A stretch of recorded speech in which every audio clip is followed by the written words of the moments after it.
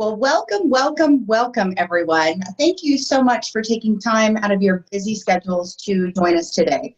I am Tracy Hargett, marketing at Turnkey, and I am super excited to get you some incredible information about how to turn your Facebook fundraisers into a sustainable revenue stream. And you're going to learn this using some new tools with the strategies that you already have in place.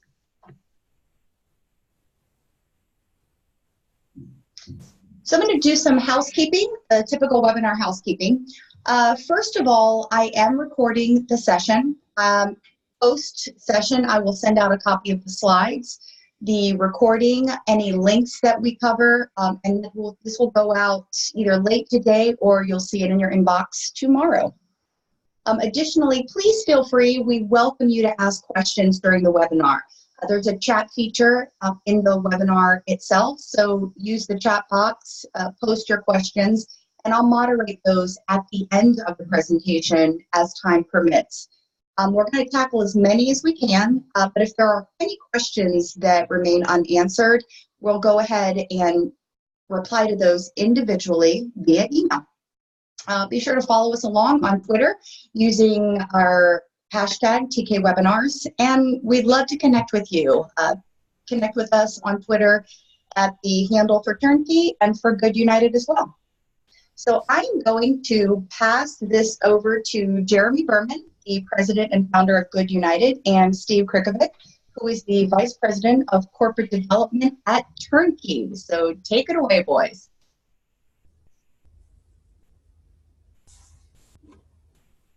All right. Thank you very much, Tracy. And thank you for everyone for, as Tracy mentioned, taking time out of your busy schedule to join us and to learn more about Facebook fundraisers, how to really maximize the already great revenue that so many nonprofits are seeing. It's changing as we are starting to realize social media is really changing the landscape of fundraising in general, and Facebook being such a significant force in social media, they're leading the way, and we understand there's more social media platforms to follow in this this same route. It's good for their business, and it's just a good thing to do. So you're going to see this illustrated throughout the presentation, and I'm sure you've seen it and heard about it already, how the significant amount of money Facebook just released just weeks ago. The first year of birthday fundraisers was a $300 million success story for so many charities across not just the US, but the world. And it's not going anywhere. As noted, we have a lot of information that says that other social media platforms will, in the very soon future, will be following suit. Amazon has already started with their Amazon Smile, and we hear that, again, others are soon to be in the same space. This is what we've heard time and time again. Jeremy and I have been on a few dozen calls with nonprofits since mid-spring of this year, and these are the most common, uniformly, the most common challenges right now facing nonprofits that speak to the birthday fundraisers. Blackbaud has a wonderful solution for event-based fundraising through Facebook, through the TeamRaiser integration. But yet the birthday fundraisers, where the bulk of the money is, there's a host of challenges. And I suspect a lot of people right now in attendance are shaking their head. Oh yeah, those five, or at least most of the five, speak to what we've experienced. So what we're going to move forward and discuss, and led by Jeremy Berman from GoodUnited, are some simple, effective ways that each of you can turn this from a nice, great, one-off transactional relationship to a more meaningful, more predictable revenue stream. Thanks, Steve. By the time this webinar is over, we will do exactly what Steve said. So you will have some specific tactics that you can start to apply to start to turn what is most likely a transactional revenue stream at the moment into something that's a bit more sustainable into the future. And in order to get to that point, we're going to follow this path. We're going to start by reviewing some current digital ad and Facebook fundraising benchmarks to take a look at where we are today. From there, we're going to discuss why sustaining Facebook fundraiser revenue is so important right now. And ultimately, we're going to answer the question of where you should focus to properly tackle sustaining this revenue. And this is where we're really going to get into the weeds and discuss the specifics of simple things you could start doing today to set yourself up for success in the future. Does that sound good? It does to me, Jeremy. Beautiful. Folks, this is not by any means going to be any shape or form of a sales pitch from Turnkey and GoodUnited. This is going to be, as Jeremy noted, a very practical approach at addressing the current challenges that everyone faces. Again, almost uniformly, everyone is facing, and how to improve upon it. Some smart, very practical approaches that everyone can take and start to make this great revenue stream even better and, again, even more predictable. And Jeremy is going to speak to that. Thank you. So before I dive into that three-step approach, let me first answer the question of who in the world am I and why am I qualified to speak to you today about Facebook fundraising? So my name is Jeremy Berman, and I am the founder of GoodUnited. Our purpose at GoodUnited is to give nonprofits the power to make every donor and fundraiser feel appreciated. And we've had a number of different products do that along the way, but today, what we're focused on is a managed service solution that specifically helps nonprofits that are using Facebook fundraising at scale increase their Facebook fundraiser revenue, their Facebook fundraiser email addresses, and create a strategy to retain their Facebook fundraisers. And I tell you this not to sell anything, but to really qualify myself and our company, because we've been able to see inside more organizations using Facebook fundraisers than anyone else on the planet. Of course, except for Facebook. They win that real award. But I say that in jest. And what I mean is that we're working with some of the largest nonprofits and most well-known nonprofits, really helping them tackle this specific issue. And while we do have technology and solutions that can help you, I'm going to walk you through something that you can start doing today by yourself and to start see a dramatic change in results. So let's dive in by taking a look at where we are today in terms of the digital ad and Facebook fundraiser benchmarks.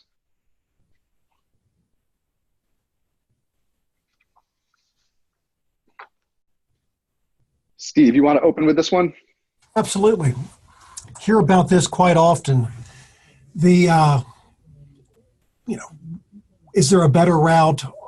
We've been doing social media advertising, et cetera, et cetera.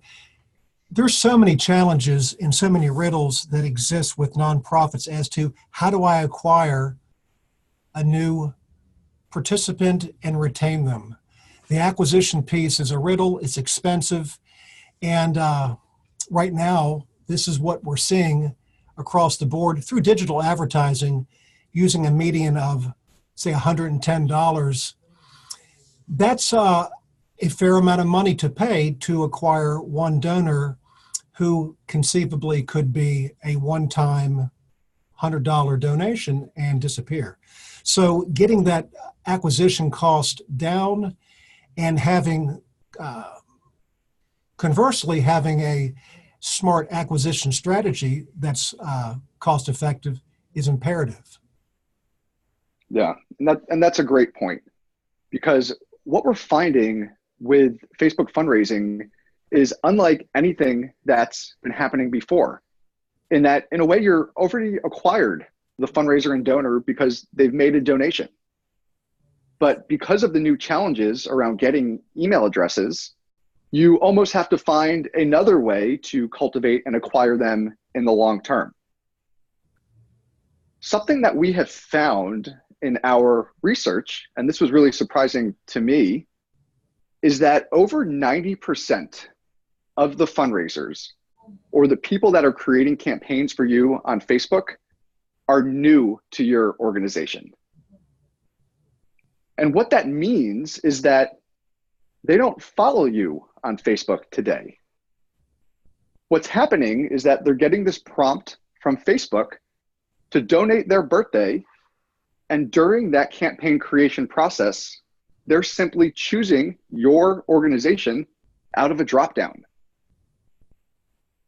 So what that means is that these fundraisers are the most qualified opportunities probably in the world for you to build a relationship with, simply because they have already taken the action of creating a campaign and raising money for your organization. And when we take a look at the averages that we are tracking across hundreds of thousands of donations, are that these new fundraisers and donors are raising really meaningful money for you. What we found is that the average campaign on Facebook raises $127, with the average donation at $28 coming from 4.5 donors. So if you think about where we started with the digital ads and the money that it takes to just get one donor to your website, what we're seeing is an unprecedented opportunity with Facebook where over 4 people are giving to your organization for every campaign completely unsolicited. And the question then becomes, well, what can we do to keep them involved and keep them giving to your organization going forward? And that's what we're going to be focusing on in the coming slides. Well, Jeremy, that's the $64,000 question. How can I increase the fundraiser's average? If it's 120 some odd dollars now, how do we get that to be higher? And naturally, if we're communicating with these fundraisers, we're able to retain X percent of them for future fundraising endeavors. So, to the question on the slide, what does this mean to me? How can you help me? Yeah, well, if we take a look back at what we just covered, there's a simple question. And the simple question is it worth your time to figure out and apply effort to cultivating the fundraisers and donors that are coming through Facebook? And I will tell you that I believe the answer is absolutely yes. What we just covered shows that for every new campaign, 5 new individuals are giving to your organization in some capacity. You have the one fundraiser plus the 4 or 4.5 donors. And what's interesting is that investing in building relationships with these people will likely not steal share away from existing channels, because what we're finding is that these fundraisers and donors are new to your organization. So what that means to me, and what I want all of you to take away from the past few slides, is that I believe Facebook fundraising is the most efficient and largest revenue opportunity in the digital market today.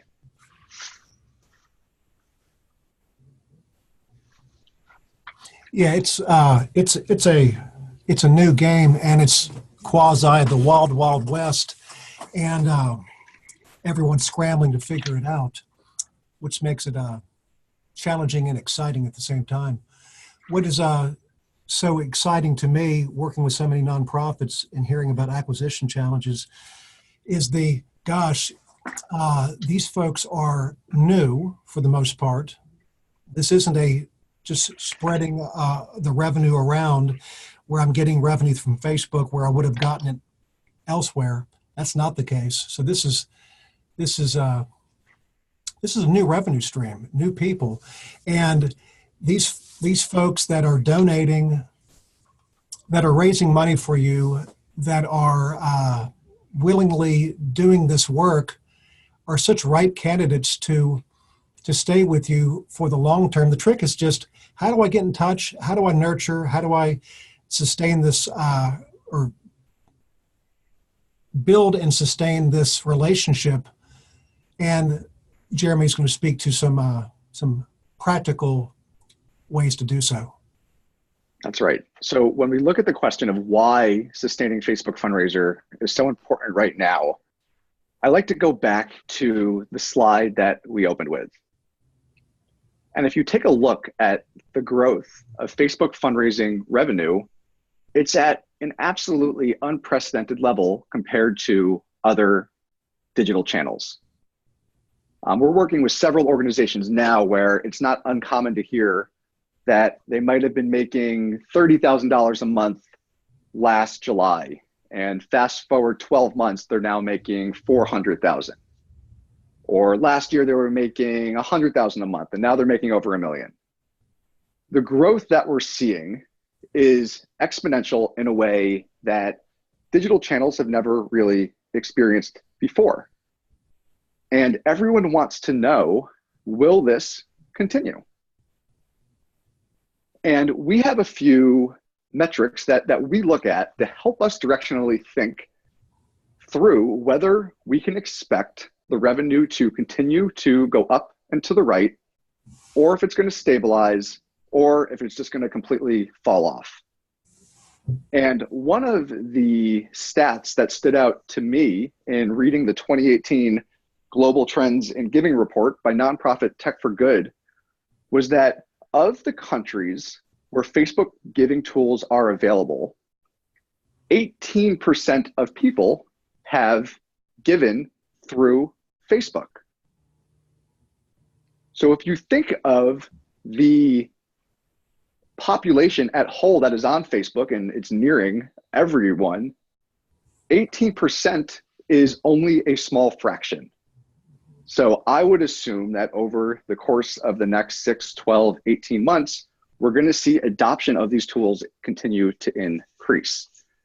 Now, the next question everyone asks is that, okay, there's a lot of people giving through Facebook, but they're probably not having that great of experience because all the challenges that we discussed. So do you really think they're going to give again?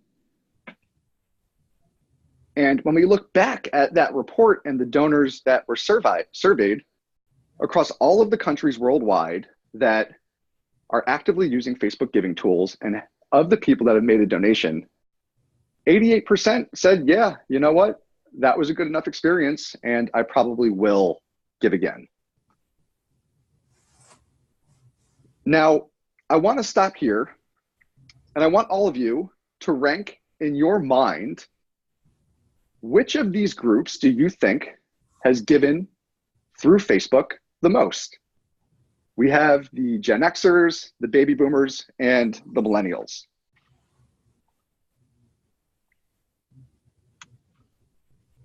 Let me ask you, is this what you were expecting?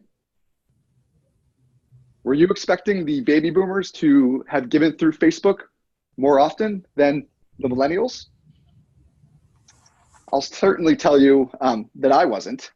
And I suspect many of you will be surprised by this as well.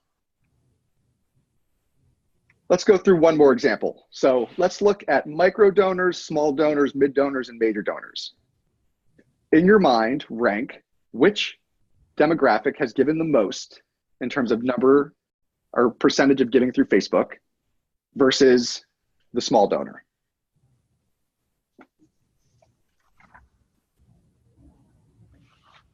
Again, in my opinion, totally counterintuitive. But what that nonprofit Tech for Good report showed us is that even the mid and the major donors are still contributing through Facebook. So it even goes to show how big this opportunity can be if you have the capability of cultivating the donations and the donors that are coming in and getting them to continue giving in the future. Yeah, Jeremy, that's a great talking point. It certainly illustrates that mid and major donors are clearly very aligned to the organization, and thus it's not surprising that those who are very aligned to an organization want to stay involved in additional ways, and thus Facebook fundraising being that additional way.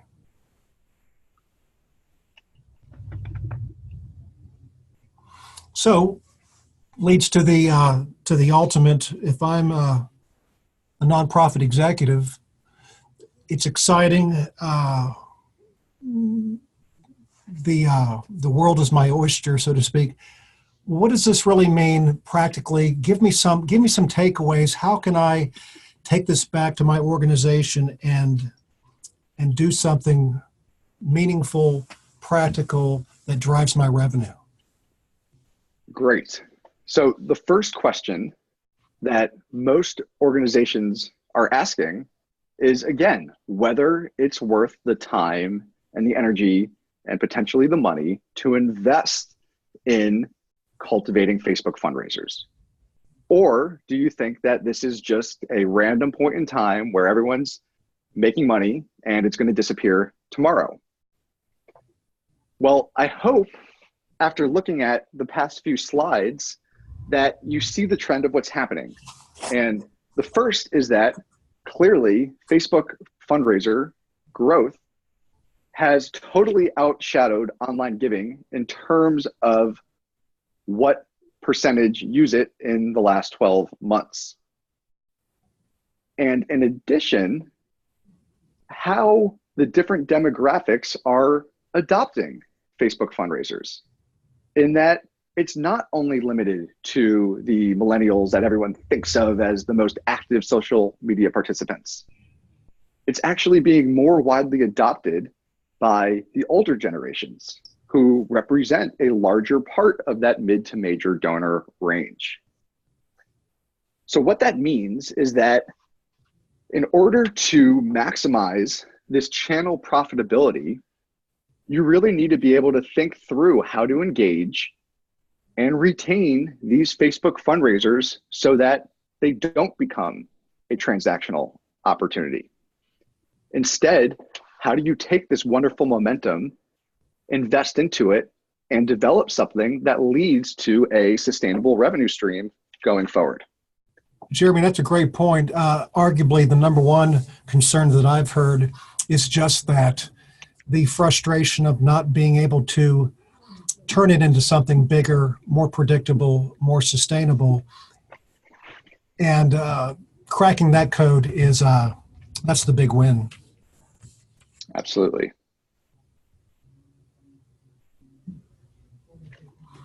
Where should we focus to properly tackle sustaining revenue? What are the do this, do that to accomplish these objectives, to speak to these challenges that were referenced at the onset of the webinar? Takeaways.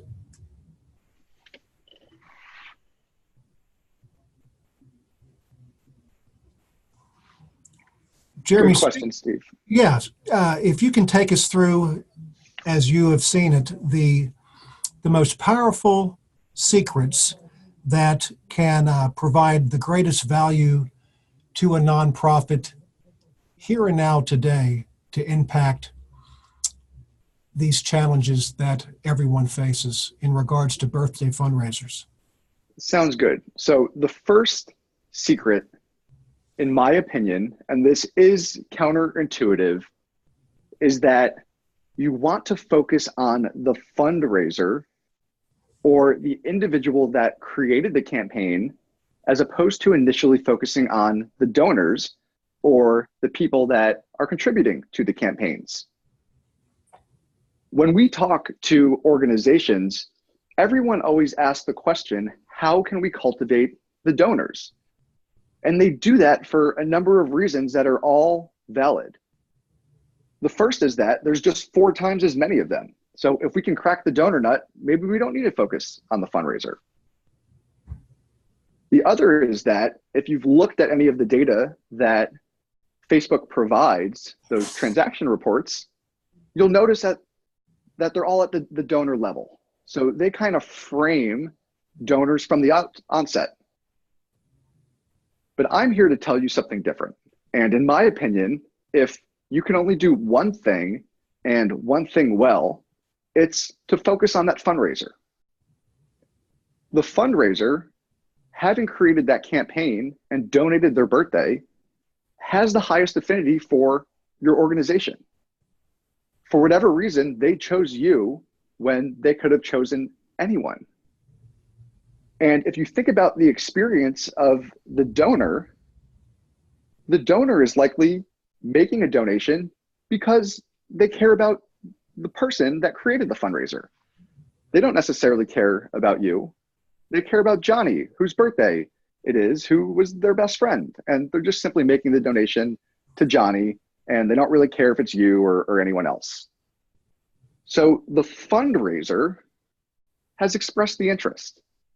And they're essentially the low-hanging fruit of where you can begin to build these relationships and put in effort to expect them to want to stay involved going forward. Now, how can we put in the effort? What we recommend is a 3-part plan that, when followed, is one path to sustainable revenue.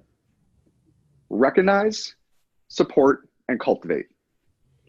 And of course, this is basic. You are all the experts. I'm sure you could have told me this without reading it here. But what we're going to dive into in the next section is, how do you accomplish each of these through the constraints of Facebook fundraising?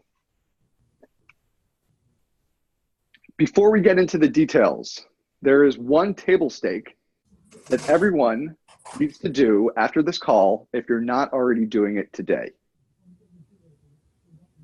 And that is to turn on Facebook giving tools to gain access to the transaction reports. Just so we're clear, you can accept money on Facebook using Facebook giving tools and the Facebook payment solution, or by default, your transactions can be processed by Network for Good.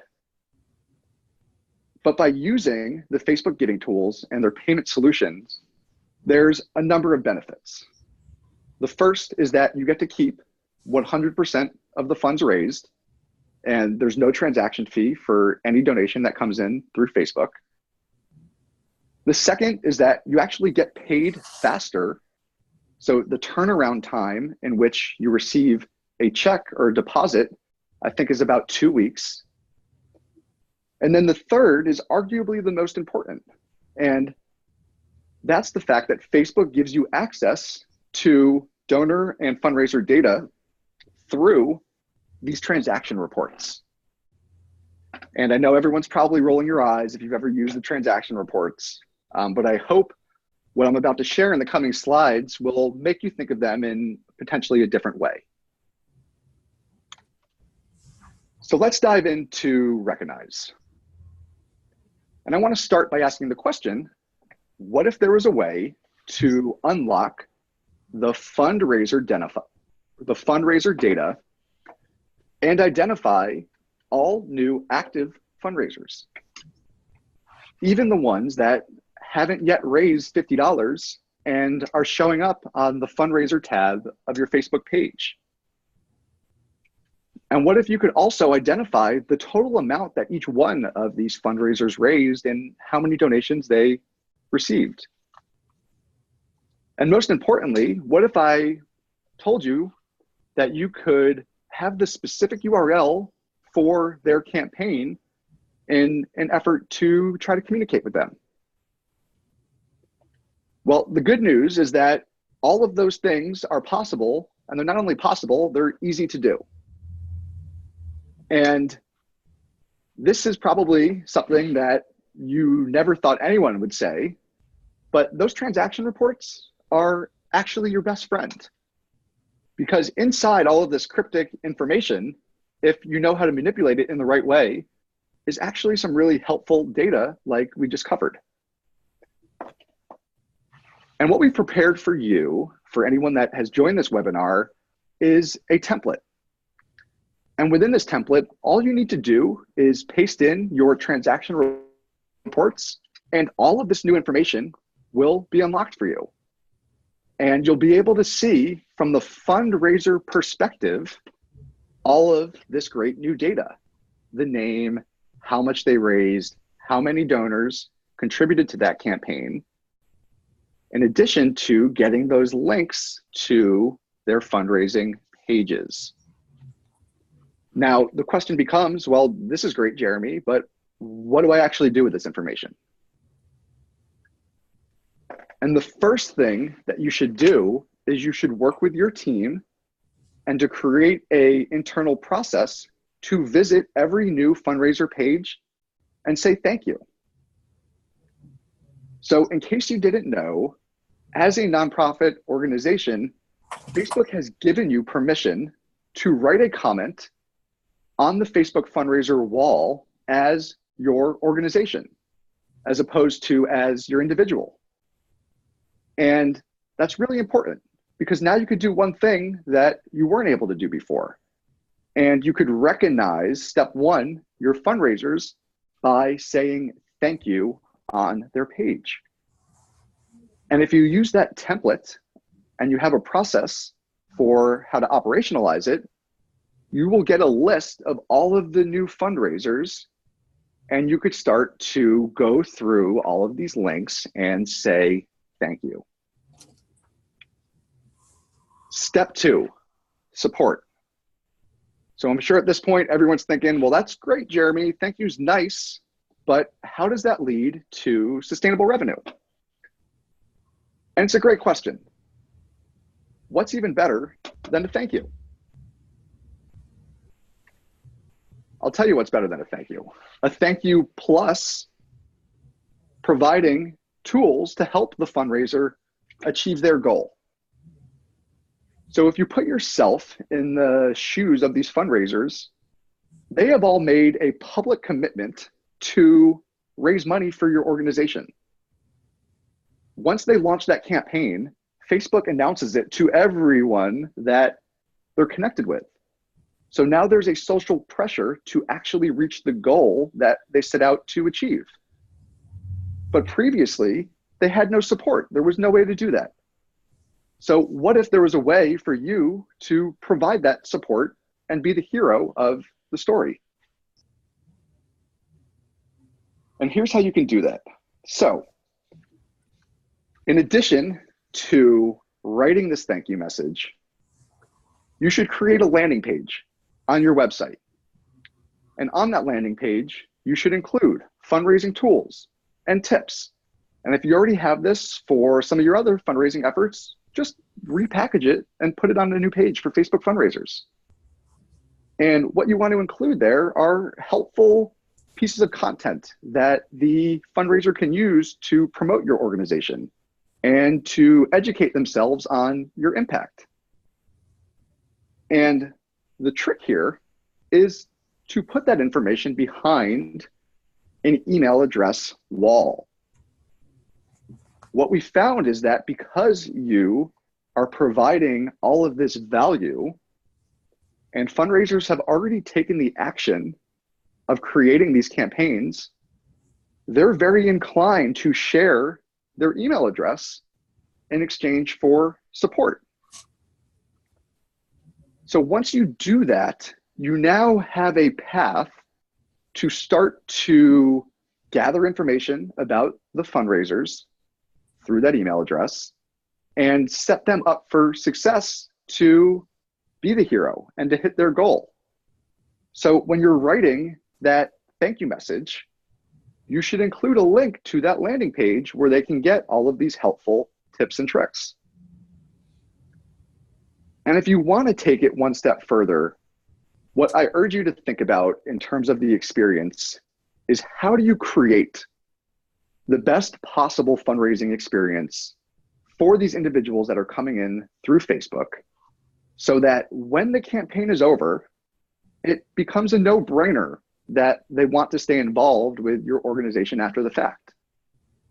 And the way you can do that is by creating really relevant content, like we said, by posting it on that wall or by posting it on that landing page. But also, now that you have their email address, if you want to take it a step further, you can start proactively sending them content through their email and making it even easier for them to take that information and act on it by promoting your organization and their fundraiser on Facebook. So at this point, we have shown you how to recognize all of your fundraisers by using those transaction reports to unlock fundraiser specific information. And we've given you a process that you can implement to support your fundraisers. So the next step is to cultivate them. And Steve, what do you think about in terms of, now that we've made it this far, what can the nonprofits do to cultivate them and keep them involved once that campaign is over? Gosh, you all in attendance know better than I. Once you have their email address and they've shown through behavior an active affinity, then there's a host of ways to continue to cultivate that relationship. And what is listed here on the slide is just the tip of the iceberg. What is so fascinating is, from an acquisition strategy standpoint, when you have their email address, mind you, they willingly give it to you.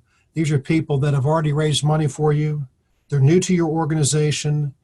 They said they would do it again and offered up their email address. So the opportunities to cultivate are just endless, from as small as another birthday campaign, not to say that's small, all the way up to becoming volunteers, mid-major gift donors, etc.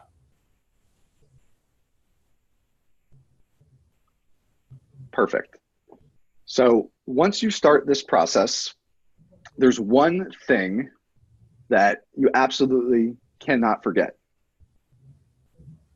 And if we go back to the beginning of what we discussed, I want to remind you to not forget to ask your fundraisers to follow you on Facebook. It seems like a no-brainer, but I promise you, if you do the research, you'll see that many of these Facebook fundraisers are not yet following you. So as you think about the support and you think about the cultivation, one of the best ways to keep them engaged is to ask them to follow your page. And doing that, plus everything else we talked about, now that you have the email, you'll really set yourself up for success to keep that fundraiser involved and to give again in the future. Yeah, that's a great point, Jeremy. This is it's just another act of alignment. When someone likes your Facebook page, it's just another way to have a volunteer, a fundraiser, whoever they may be, become that much more aligned to you. Because when I've liked something, I'm telling myself, well, I'm really on their team now. And it's a crucial building block of developing that alignment, and you all know this also well. Perfect. So at this point, I hope everyone has a clear approach of one potential strategy that you can use to start to turn these transactional Facebook fundraisers and donations into a repeatable and sustainable revenue stream. And at this point, Tracy, I'll stop and ask, do we have time for questions? We absolutely do. Thanks so much. Thanks everyone for putting your questions out there in the chat box, and keep them rolling in since we do have some time. I'll go in order. The first one is from Jean. She asked, how do you turn on the giving tools? So there is a website, I think it's fb.donations.com. You can Google like Facebook giving tools. And Facebook actually has a landing page dedicated to nonprofits that walk through all of these tools. And there's a call to action on that page that says to apply for the giving tools. And if you follow that link, I think there's a 3-step process that Facebook makes you go through in order to get approved. Perfect. All right, the next one is from Robin Howard. This is great information, but what if our number of fundraisers is so high that we don't have the staff to execute the process? How would they handle that? That's certainly a nice problem to have. And we've heard nonprofits approaching this several ways. One is very manual in nature, and they actually have a dedicated team of interns that are executing the thank you message on the wall. And it's just like a small team or a large team of people that just every day, that's what they're doing. And that's how they're helping move that organization forward. The other way I would say, and not to selfishly self-promote, is why we developed GoodUnited. In that we recognize that the process I walked you through today at some point becomes very difficult to manage at scale. And we've developed some technology to aid in that process. So my answer to this question would be twofold. One, find more people to help, because it is manageable up until a point. And then two, start to look for some technology solutions to aid in this process or a similar type process if there's really so many that even a team of interns wouldn't be able to keep up. Perfect. Now, Oliver has a 3-part question. The first one is, if you can you please share examples of the best toolkits you've seen from other organizations? I can try to dig some up. I have a few in mind, but what we found is that what's great about Facebook fundraising is that we're not recreating the wheel here. It's very similar into other P2P giving tools. So what we found is that most nonprofits are taking something that they've already created for another workflow and are repackaging it to use on Facebook fundraising like we talked about. But Tracy, I'll try to find some examples and see if I can send that to you to send out to everyone after this call. Perfect, that would be great. His part B is if you don't have the fundraiser's email, but they didn't check the box, do you ask for it directly when you post on their wall, or is that invasive? So to be clear, there's 2 roles we covered today. There's the donor and there's the fundraiser. The fundraiser is the individual that created the campaign. The donor is the one that made the contribution to that fundraiser's campaign. Right. And the donor has the ability to opt in and share their email address when making a donation. But the fundraiser, or the individual that created the campaign, actually never has a way through Facebook to opt in and share that email. So you're not receiving any of the fundraiser emails today. So just to align on like the personas before I answer the question, I want to make sure you get that. I would recommend not asking for the email address on the fundraiser wall. One reason is that a lot of people just don't want to respond publicly and share that email. And if they put it on the Facebook fundraiser wall, it's now publicly available. So I would recommend the approach that we covered in the presentation, which is to ask for an email in order to access the giving tool support that you set up and collect it that way. Perfect. I am getting a few questions on the link itself. You know, is there supposed to be a dot in here? And sometimes it's pulling up in, you know, the Messenger app instead. So I'll be sure to send a link out with all of the information that you'll get tomorrow. So we'll get that over to you. The last one is, how do you get the email address if they didn't offer it from the beginning? And does it make sense to gate the content like your fundraising toolkit behind an email wall? I think we answered the first part in the last question. Perfect. So how do you get the email address? We recommend putting the email gate in front of the copy. And then when you say, does it make sense? I guess it really just depends about your goals. So if your goal is to provide as much support as possible to the fundraisers as the primary objective, and you don't really care about receiving the email, you don't have to gate any of the content.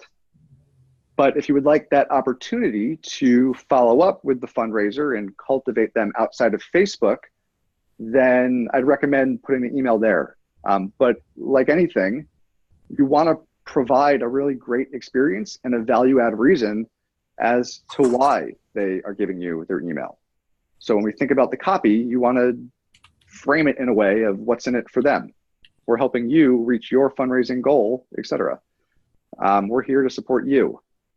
And in doing so, we found that it often doesn't come across as obtrusive because what you are providing is of immense value because they are on the hook to hit that goal publicly and they're looking for any support in order to do so. Fantastic. Well, it looks like we hit all the questions, so that's wonderful. Jean, you had your question again. Let me know if you need that answered again. I think he hit that in the beginning, and we'll be happy to get that out to you separately. It seems like your Google Sheet is a hit, so I know everyone's going to be excited to get a hold of that and get started on working. You both gave such incredible insight today. Thank you so very much for taking time to share your knowledge with everyone, and thank everyone for being here today. Again, I'll be sending out the slides, the recordings, and all the resources. I'll try to get it tonight, but if not, you'll see it definitely tomorrow. And I'm really looking forward to see how you guys are all going to use this information to impact your world in nonprofit. So that wraps it up for us. Goodbye, everyone. Thanks for being here and have a wonderful Wednesday. Thanks, everyone. Thank you.